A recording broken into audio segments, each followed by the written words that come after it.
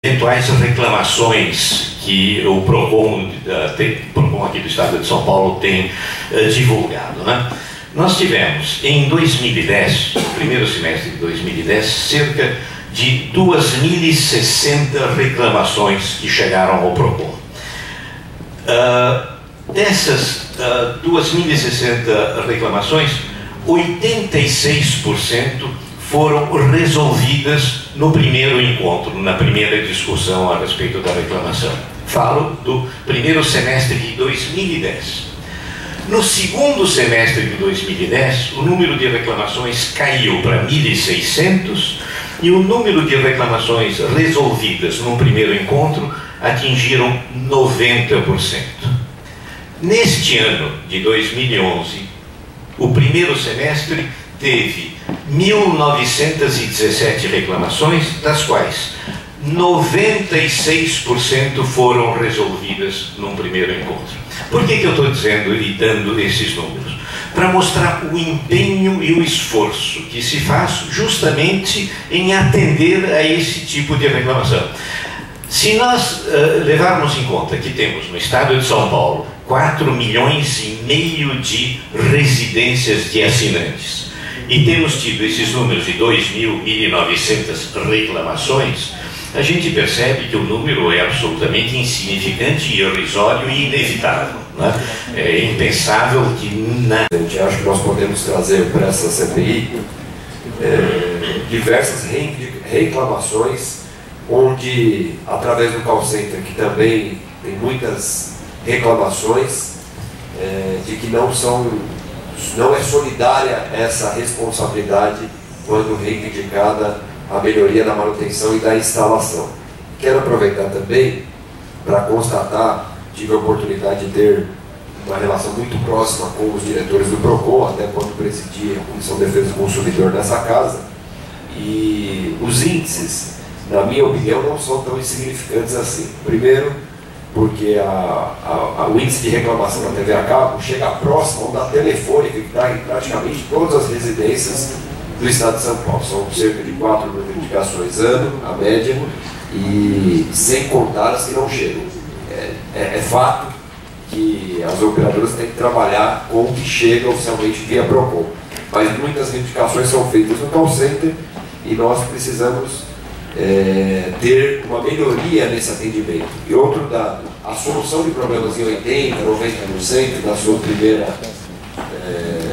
primeira visita que é feita, é um dado que também precisa ser levado em conta, né? Porque a partir dessa não solução tem a multa que o PROCON tem a possibilidade de emitir. Você pega, por exemplo, o caso da aviação, foi resolvido 98% dos casos das reivindicações e 2% a multa é uma das maiores multas que o PROCON conseguiu executar. Então, temos hoje aqui representantes especificamente da NET e da Sky, que terão muito melhores condições, inclusive, de esclarecer especificamente essa questão que o senhor coloca. Eu gostaria de voltar, deputado, se o senhor permite, à consideração quanto ao número de atendimentos de um call center, né? Nós temos hoje no estado de São Paulo, como eu disse antes, cerca de 4 milhões de assinantes. Mediamente, cada assinante produz 1,5 ligação para o call center ao longo do mês, o que significa nada mais, nada menos do que 6 milhões de chamadas por mês no call center. Isto significa uma operação de uma complexidade, evidentemente, muito grande. E eu insistiria para que os senhores façam uma experiência. Liguem a qualquer um desses call centers, dos mais conhecidos, e cujos números estão disponíveis para qualquer um, e interajam com esses call centers. Cada atendente de call center é um profissional, apesar do grande turnover que existe nesse campo de profissionais, mas cada um desses atendentes é um profissional extremamente especializado e instruído para dar uma gama de informações simplesmente extraordinária. Porque as pessoas telefonam para perguntar sobre tudo, sobre por que tal filme passou a tal hora. De que ordem? Eu digo assim, consultiva, de recomendação, tem poderes para interferir nessa questão de, como Vossa Senhoria coloca, melhoria de atendimento, recomendar melhoria de atendimento. Eu gostaria de entender, inclusive a propósito, que a secretária ou Vossa Senhoria encaminha a esta CPI o estatuto social desta associação, para nós verificarmos a atribuição de da BTA em relação às demais operadoras. Faremos isso, sem dúvida nenhuma, sem nenhuma dificuldade. A BTA não tem nenhum papel orientador ou normativo. É só associativo? Meramente associativo. Poder colher alguns dados, em que pese eu preferiria ler o que chegou hoje em minhas mãos, até para poder saber quais são obrigações, deveres e direitos, constando dos dois lados. Mas duas questões eu gostaria de ter um esclarecimento. Desse 1,5 milhão de ligações mês, o tempo de espera é respeitado, assessoria? Porque uma das questões que nos traz a instalar uma comissão dessa são esse tipo de reclamação que nós temos. E como assinante posso comprovar. Também, quando o senhor coloca que a taxa diminuiu, eu não sei, então só a minha que não diminuiu, porque continua pagando a taxa que sou assinante. E uma outra questão que eu gostaria, doutor Anneberg, e aí eu não sei se é o senhor ou alguém representante da NET ou da Sky que poderia nos dizer, que eu ouvi a explanação, desde o surgimento da TV por assinatura no Brasil, um crescimento muito sólido. Os gráficos nos mostraram. Em determinado momento o senhor falou dos milhões que foram investidos, né? Só com recursos privados. Eu tenho a curiosidade de saber, por exemplo, qual foi o lucro que obteve essas empresas nos últimos tempos. Até para que a gente pudesse ter um parâmetro, para saber, por exemplo, eu não sei, essas empresas elas têm, por obrigação, alguma vinculação institucional na sua programação? Se tivesse uma parceria com o governo, fazer algumas inserções, por exemplo, combatendo a violência ou a droga, sabe? Uma inclusão maior social, a responsabilidade social. É essa contrapartida que eu gostaria de saber se tem esse compromisso. A TV Senado, a TV Justiça, a TV Universitária, a TV Comunitária, todos esses canais não existiam antes da TV por assinatura e todos eles foram constituídos em função da existência da TV a cabo. Então, ela é que viabilizou a existência, inclusive, do canal da TV, da Assembleia Legislativa do Estado de São Paulo, que não tinha como antes ser divulgado e graças à TV a cabo hoje está na residência de todos e todas as operadoras obrigatoriamente carregam todos esses canais. Então o papel institucional da TV por assinatura nesse sentido é determinante, e isso desde sempre, né? Contempla essa sua colocação 5 pontos de reclamação o IDEC elenca para esta CPI. Essa questão do ponto extra, que inclusive já está regulamentado, né? Já está pacificado, melhor dizendo, a não cobrança do ponto extra. Não é isso. Ela está regulamentada pela Anatel pela cobrança do ponto extra de uma determinada forma. A Anatel regulamentou isso completamente. Ponto extra é um ponto que exige uma cobrança, eu posso até explicar por quê. Eu vou ler aqui para os senhores.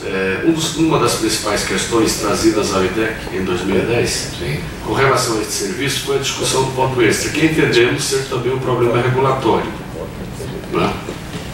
De acordo com o artigo 30 do Regulamento de Proteção e Defesa dos Assinantes, Serviço de Televisão por Assinatura, alterado pela Resolução 528 de 2009 da Anatel, no qual se refere a pontos extras e pontos de extensão. A cobrança pode ser feita apenas para instalação ou reparo de rede interna dos conversores, decodificadores de sinal ou equipamentos similares. Eu quero dizer que existe essa regulação, não é isso? Existe. Ok. Regulação que permite a cobrança. Uma outra coisa é a questão da aquisição do conversor decodificador. somente uma concessionária, uma operadora, permite que o consumidor adquira esse ponto, ou melhor, esse conversor decodificador, que é a Oi, as demais outras não permitem. Isso que o IDEC nos pontuou. Claro, eu posso explicar. Sempre não. Na realidade, cada operadora tem a sua tecnologia e tem a sua forma de oferecer o serviço ao assinante. Essa forma, ela toma forma através do decodificador. E cada operadora tem características diferentes. Eu me refiro porque isso gera problema porque é dado em comodato ou alugado esse decodificador. Isso gera um problema lá adiante que não é brincadeira. Problema até de cobrança indevida, judicialmente. É isso que eu estou... Posso te garantir, deputado, que todos os operadores teriam o maior interesse em que houvesse disponibilidade nas prateleiras dos supermercados desses decodificadores. Infelizmente, isso não é possível, porque o investimento para isso é muito grande e não há economia de escala suficiente para justificar. Mas se houvesse essa possibilidade, os operadores agradeceriam aos céus. Porque Por que não permite o consumidor adquirir o decodificador? Ele pode adquirir se quiser, só não é economicamente viável para ele, não interessa. Para ele é muito mais interessante o pagamento de uma prestação do que a compra de um equipamento que não serve para nada, senão a recepção do serviço. Então, o que ele faria em comprando esse equipamento? Absolutamente nada. Então, não é interesse do consumidor. Eu entendo o seguinte, que um decodificador, um equipamento desse tipo, é uma peça essencial para a recepção do serviço. E cada operadora tem um tipo de serviço com características diferentes do outro. Então, cada operadora tem o seu serviço específico que exige um decodificador específico. Isso não é só aqui no Brasil, isso é no mundo inteiro. Outra reclamação, deputado Alex, deputados, senhor Annenberg, é a questão da prática de fidelização, a imposição da fidelização, que o IDEC faz uma observação. A fidelização não é imposta, é uma alternativa. É uma alternativa, mas... Fica inviável, não... É verdade, isso também gera dificuldade. Essa questão da fidelização, nós queremos, inclusive, estaremos fazendo essas questões aqui os próximos depoentes. A questão também, a falha de sinal e interrupção de serviço, que não é descontado da fatura. Essa é uma outra grande reclamação que não chega, senhor Annenberg, que falta energia aí durante 20 horas, o sinal é interrompido. E esse período não é descontado da fatura. Posso garantir que é. Se falarmos de 20 horas, se forem 5 minutos, provavelmente não será. Que fosse 1 segundo, o consumidor tem direito de... 19 horas. 19 horas. De 20 descobriu. 19 não. Eu mencionei 20 porque foi o número que o deputado mencionou. Eu se garanto que 19 também, e 10 horas também, e 5 horas também.